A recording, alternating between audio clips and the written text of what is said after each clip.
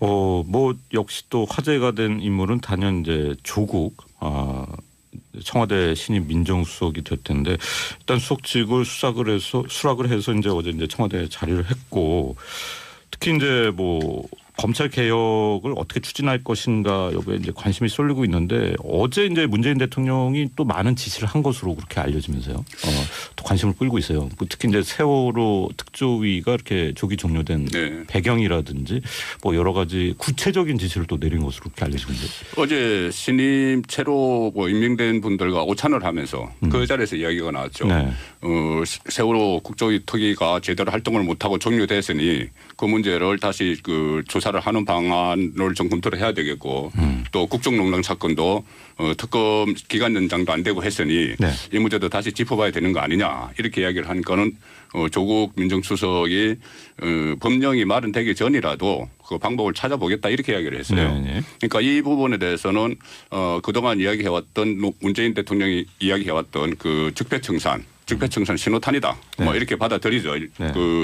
지금 민주당 공약집에도 뭐 문재인 대통령이 후보 시절에 계속 그 연설을 통해서 적폐청산 이야기를 했는데 민주당 공약집 1호가 그 적폐청산입니다. 최순실 박근혜 게이터 네. 이렇게 돼 있어요. 그렇기 때문에 이 임기가 시작하자마자 어떤 그 강력한 그 적폐청산 작업을 할 것이다 이런 분석이 있었고 또 하나는 이후에 그 대선 후반전에는 문재인 대통령이 그 적폐청산이라는 말보다는 협치라는 이야기를 많이 했고 국민통합 이야기를 많이 했죠. 네. 그렇기 때문에 이 선후 관계를 어떻게 할 것이냐 그렇죠. 또는 뭐 동시에 시행할 것이냐 이렇게 됐는데 일단은 첫날 두째 날 문재인 대통령의 행보를 보면은 또 당장은 어떤 협치 쪽에 국민화합 쪽에 방점을 두는 것 같았죠. 네. 그런데 어제 그 이야기가 나오니까 자유한국당에서 당장 지금 반발을 하고 있습니다. 그게 반발을 하고 있기 때문에 이 문제가 앞으로 어떻게 그 절차를 밟느냐에 따라서 그 앞으로 뭐 총리 인선 문제, 네. 비준 문제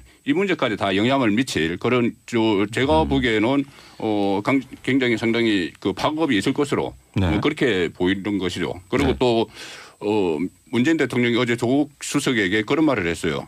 이 검찰 개혁을 위해서 조국 민정수석을 임명을 했다고들 이야기하는데 그것도 중요하지만은 이 국정농단과 세월호 그 진상제조사 이것도 중요하다 이렇게 이야기를 했거든요. 네. 그렇기 때문에 그 조국 수석을 민정수석에 앉힌 배경 중에 하나가 어떤 그 국정농단 사태나 세월호 문제를 재조사하기 위한 네. 그런 차원에서 또 인사 배경이 있다. 뭐 그렇게도 해석을 할 수가 있는 거죠. 특히 이제 주목되는 것도 정윤회 문건 사건의 진실을 당시에 이제 민정수석실과 검찰이 어떻게 은폐했는지 진상을 조사해달라. 뭐 이런 주문을 했다는 이게 보도인데. 참 민정수석은 칼이거든요. 네. 칼이라는 게 날카로워가지고 베기도 하지만 베이기도 하지 않습니까? 그래서 아마 아주 조심스러울 겁니다. 지금 이제 우리가 그 부분에 대해서 많이 지적을 안 하고 있는데 이제 인사가 쭉 나잖아요. 네. 장관 후보자 인사도 나고 인사청문회 거치게 되는데 사실은 민정수석의 실력 검증은 첫 번째는 거기서 될 수가 있어요. 만약에 뭐 과거 정부처럼 뭐 낙마 사태라든지 뭐 흠결이 제대로 뭐 못 찾아가지고 국회에서 그러니까 새 들어간다든지 내각 구성에 대한 검증 같은 거. 그렇죠. 네. 그러면은 바로 처음부터 민정수석에 대한 신뢰가 좀 흠집이 갈 수밖에 없는 거거든요. 그렇군요. 그러면은 뭐 지금 우리가 이야기하는 검찰 개혁이라든지 과거의 적폐청산에 대한 동력이 떨어질 수밖에 없는 겁니다. 그러니까 아마 내부적으로는 인사 검증에 되게 이제 촉을 세우고 있을 거예요. 네. 촉각을. 그리고 어제도 보면은 제가 볼 때는 이제 메시지 관리라든지 이런 데도 조금 아쉬운 점이 있었던 게 자, 방금 송 본부장님께서 말씀하셨지만 대통령께서 뭐 여러 가지 이런저런 이제 지시와 지침을 줬어요. 네. 민정수석한테 뭐 철저히 수사해야 되고 뭐 이제 더 밝혀야 되고. 근데 그 직전에 조국 민정수석이 이제 검찰에 대해 가지고는 지휘하지 않는다. 그렇게 이야기했단 그러니까 인사나 말입니다. 수사에 개입하지 않겠다. 뭐 그렇죠. 이런 취지. 그 두 가지 다는 당연한 이야기입니다. 각자 네. 떼놓고 보면은. 네. 근데 그 두 개를 결합시켜 놓고 보면은 야당이라든지 이런 쪽에서는 아니 안 한다고 그래놓고 앞에서 안 한다고 그러고 그럼 뒤에서 하겠다는 거는 무슨 뜻이냐 이런 식의 이야기도 있을 수가 있거든요. 그래서 저는 이제 민정수석은 공개적인 발언을 많이 안 하시는 게 좋아요. 사실은. 네. 이게 조국 수석 같은 경우에는 워낙 스타성이 있고 어떻게 보면 되게 대중적인 그렇죠. 인물이잖아요. 상징성이 네. 있고 그런데 이제 우리가 과거에 보면 뭐 국민검사, 뭐 국민검찰총장도 있었지만은 국민민정수석이라는 이 나타나기에는 그 자리 자체가 네, 네. 그런 자리가 아니기 때문에 조금 더 이게 조금 물 밑에서 움직이시는 게 되게 좀 좋지 않을까 싶어요. 설득력 있는 분석 같은데. 여기 조금 전에 말씀하신 그 정윤회 네. 사건 그 조사 이야기가 나왔지 않습니까? 네. 이게 저는 상당히 좀 중요한 의미가 있다고 보는 것이 왜 그렇습니까? 이게 정윤회 리서트 파문을 그때 묻었기 때문에 결국 최순실 게이트가 터져 나온 것이고 네. 그렇게 그런 상황인데 지금 그 특별수사본부와 검찰 특별수사본부와 특검에서는 이것을 손을 못 댔어요. 정윤회 리스트 문제에 손을 못 댔죠. 그런데 그때 당시에 그 의혹이 제기됐던 것이 정윤회 리스트를 묻는 과정에서 당시 김수남 서울중앙지검장 또 우병우 청와대 민정비서관 네. 이 두 라인이 같이 이것을 수사를 했고 결국은 묻었다. 네. 그리고 그때 당시 그 검찰총장 김진태 검찰총장이나 그 민정수석이었던 김영환 민정수석은 배제가 되고 그 김수남 우병우 라인에서 이 문제를 처리를 하고 김기춘 당시 비서실장이 총괄을 했다 이렇게 네. 그 소문이 나 있었거든요. 그런 상황에서 지금 김수남 검찰총장이 어제 갑자기 사임을 했죠. 그러게요. 예, 갑자기 사퇴를 했고 그런 말이 나오기 시작하면서 그다음에 우병우 그 전 수석 같은 경우는 지금 구속 안 됐죠. 그 영장이 두 번이나 기각돼 가지고 네. 그런 상황인데 이 부분을 다시 그러니까는 정윤회 리스트부터 다시 파헤치겠다는 이런 의지라면은 네. 이것이 최순실 박근혜 게이트가 지금 이번 현 정부에서 그 적폐청산의 가장 핵심적인 그 대상이다. 이것을 선언한 것이죠. 아 그렇게 볼 수 있겠군요. 여기서 자, 지금 뭐 잠시 말씀하셨지만 어제 이제 검찰총장의 사의 표명 어떻게 봐야 될까요? 뭐 좀 예견됐었던 일이기도 그냥 하고 자연스러운 걸로 봐야 될지 아니면 만약에 뭐가 맞물려 있는 건지. 김수남 총장 마음에는 그런 생각은 있었을 거예요. 네. 새 대통령이 취임해가지고 대통령이 먼저 뭐 검찰총장이라든지 경찰청장 임기는 보장하겠다라고 네. 말을 하면은 네. 뭐 이제 못 이기는 척하면서 있을 수 있지만 아무 그런 이야기 자체가 없었지 않습니까? 그러면은 이게 하루 이틀 보니까 내가 이게 해야 되는 신호구나라고 판단한 게 있을 또 수 있고. 비검찰 출신의 조국 수석 임명하고 그렇죠. 이런 것들이요. 근데 이제 검찰 부분에 대해서는 이런 게 있을 겁니다. 방금 송 본부장님 말씀하셨지만은 진짜로 새 정부 입장에서는 좀 파헤치고 싶고 이런 게 많아요. 근데 검찰에서 이제 어떤 이야기들이 나오고 있냐면은 참 검찰은 조직 보호 본능이 뛰어난 조직이기 때문에 네. 그런 거 잘하려면은 우리가 있어야 되는 거 아니냐. 결국 앞서 말씀드린 이런 걸 하려고 해도 그 누가 하겠습니까? 진짜 할 수 있는 곳은 검찰밖에 없어요. 네. 민정수석이 이걸 직접 수사할 수 있는 것도 아니고 권한이 있는 것도 아니고 그러면은 이제 뭔가 실적을 내고 성과를 내고 속 시원한 걸 보여주려면은 결국 또 검찰의 손을 빌려야 되고 그럼 그 과정에서 또 검찰의 영향력은 유지가 되는 것이고 이 딜레마적인 게 있다는 거죠. 밖으로 내보내야 보여야 되는 실적이 있는 것이고 또 제도 개혁을 통해서 어쨌든 검찰에 좀 힘을 빼는 게 맞다라는 공감대가 형성이 돼 있는데 이 두 마리 토끼를 동시에 잡기가 참 쉽지 않다는 알겠습니다. 거죠. 자, 청와대 출입 오래 하셨던 송국권 본부장님께 여쭤보고 싶은 부분인데 청와대 조직이 좀 바뀌었어요. 근데 원래 이제 비서실장이 모든 걸 좀 총괄하는 그런 체제였는데 일단 정책실장이 부활이 됐습니다. 이게 어떤 의미겠습니까? 그러니까 지금 박근혜 정부 때까지는 3실장이었죠. 네. 그 비서실장, 국가안보실장, 경호실장 그리고 10명의 수석이 있었는데 어제 그 청와대 조직이 바뀌면서 4실장이 됐습니다. 정책실장이 들어갔고요. 그다음에 수석은 8명으로 줄었고 특보가 2명이 이렇게 된 것으로 바뀌었는데 가장 주목되는 부분은 정책실장이죠. 아무래도 정책실장이 경제 관련 부처를 이렇게 담당을 하고 비서실장은 비경제 관련 부처를 담당한 것으로 바꿨는데 이것은 이미 그 노무현 정부에서 시도를 했던 겁니다. 노무현 정부에서 정책실장을 뒀고 그때 정책실장의 그 김병준 전 총리 내정자 전 총리 내정 정책실장을 맡았었죠. 맡았고 그것을 박근혜 정부에서 정책실장 제도를 폐지를 했는데 이거 다시 부활을 시킨 거죠. 그러니까 이명박 정부에서 폐지를 했는데 다시 부활을 시킨 것이죠. 이것은 아무래도 그 어떤 청와대 내부에 이렇게 권력 분점을 좀 하겠다는 이런 의미 하나하고 하나는 경제 살리기에 매진하겠다. 또 특히 일자리 수석을 새로 만들었죠. 그 일자리 위원회를 설치하라는 그 지시를 대통령 1호 지시를 했습니다. 그러니까 일자리 공약 81만 개 일자리 공약을 그 완수하는데 그 임기 동안 뭐 매진하겠다 그런 네. 메시지가 들어있다고 볼 수 네. 있죠. 공교롭게도 이 청와대 인사 과정에서 제일 먼저 이제 검증으로 지목된 부분이 바로 이제 조국 수석의 모친이 운영하는 뭐 학교 법인이 예, 예. 체납을 했다 이 부분이었는데 어떻게 보십니까? 뭐 이제 그렇게 해서는 안 되는 거죠. 네. 하지만 이제 아까 말씀드린 대로 이제 조국 수석이 좀 저는 안 드러나는 게 좋을 것이다 말씀드린 거하고 연동된 문제인데 제가 보니까 이제 경남 지역에 이제 중학교 이게 사립학교 재단인데 네. 여러 학교가 있는 재단은 아닌 것 같고 아. 하나 이제 작은 중학교의 재단인 것 같아요. 거기서 이제 지방세를 뭐 2,300만 원인가 체납했다는데 뭐 작다면 작은데 네. 또 이렇게 뭐 도덕성을 중시하는 민정수석이 이러면은 안 되는 거 아니냐. 하지만 이게 무슨 뭐 자리가 위태로울 그런 정도의 사건은 아닌 것 같고 조수석이 이제 어제 사과를 하고 바로 조치하도록 하겠다라고 했는데 이제는 이런 게 많을 겁니다. 그리고 이제 호사가들 사이에서는 그런 이야기도 나와요. 검찰이라든지 네. 경찰이라든지 뭐 국정원이라든지 이제 뭐 개혁의 대상이 될 조직에서 쭉 이렇게 왜 보지 않겠냐. 자기들도 이런 사람들에 대한 파일에 대해 가지고 우리도 뭐 드라마 같은 거 보면 흔히들 많이 나오지 않습니까? 네. 그런 게 그런 수준까지는 아니겠지만은 이제는 그 어항 속의 물고기가 됐다고 봐야 되는 거죠. 아, 그렇게 보는군요.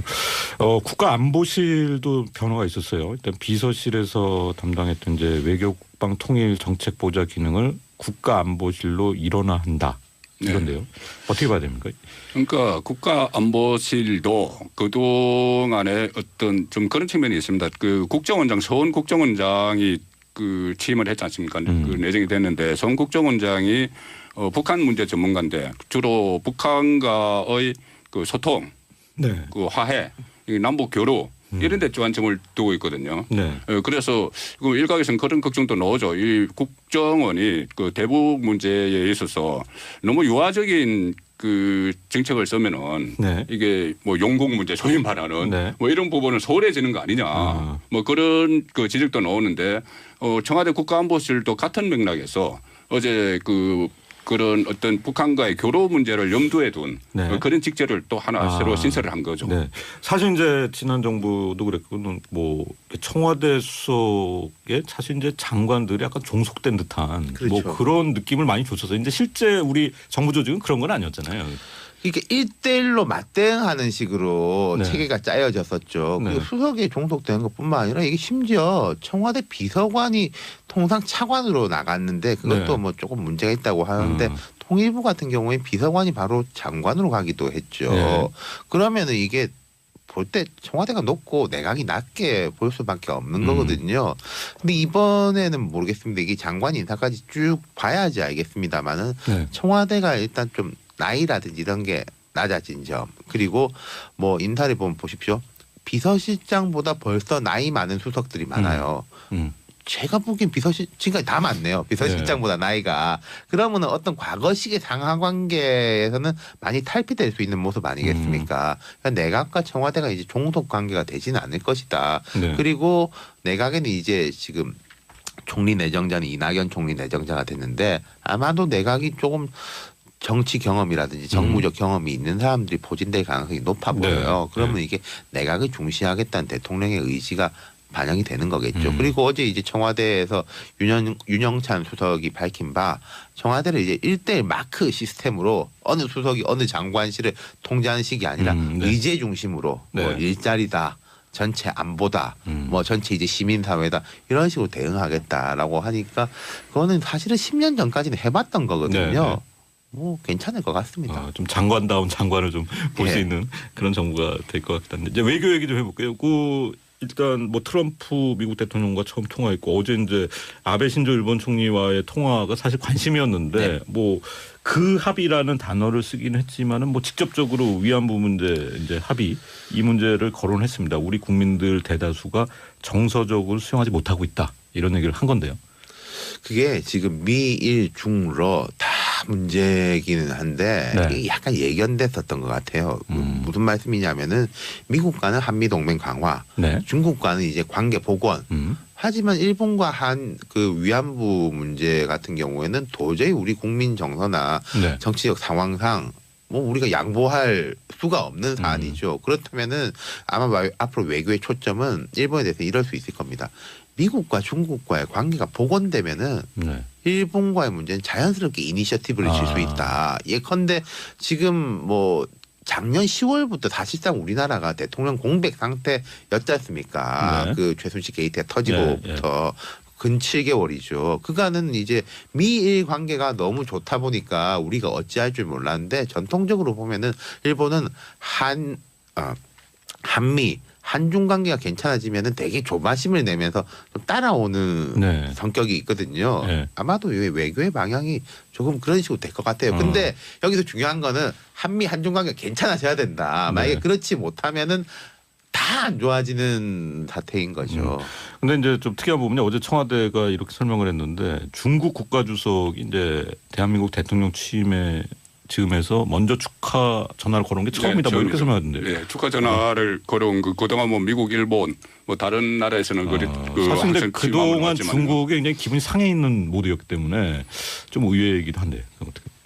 그것은 조금 제 생각은 좀 다른데 네. 일단 박근혜 전 대통령 정부에 대해서 굉장히 그 사드 배치 문제 때문에 네. 뭐 보복도 하고 막 그랬죠. 네. 그런데 지금은 문재인 정부가 탄생을 했으니 아무래도 보다 좀 더 친중이겠다. 또 사드 배치 문제에 대해서도 뭐 물론 지금은 그 국회 인조 문제를 이야기했지만 처음엔 반대를 했거든요. 네. 그렇기 때문에 거기에 대한 기대를 걸면서 친근감을 표시하는 그런 부분이고 네.